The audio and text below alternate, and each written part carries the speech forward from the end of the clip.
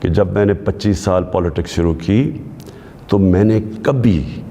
آپ میری کوئی سٹیٹمنٹ پڑھ لیں، میں نے ہمیشہ ایک چیز کہی، نہ میں کبھی کسی کے سامنے جھکوں گا اور نہ اپنی قوم کو کسی کے سامنے جھکنے دوں گا، یعنی اپنی قوم کو کسی کی غلامی نہیں کرنے دوں گا۔ یہ 25 سال کوئی میری سٹیٹمنٹس ابھی آپ دیکھ لیں، کوئی پرانی میری ویڈیوز ہے، کبھی اس سے پیچھے نہیں ہٹا میں۔ اور جہاں تک یہ بے غیرتی ہے کہ سجدے کرتے ہیں کبھی امریکہ کے سامنے، کبھی بینکوں کے سامنے، کبھی بیرونی ملکوں کے سامنے، میں آپ کو یہ بتانا چاہتا ہوں کہ تحریک انصاف کا نصب العین یہ ہے کیا کرنا بولو وہی آگے نسائن،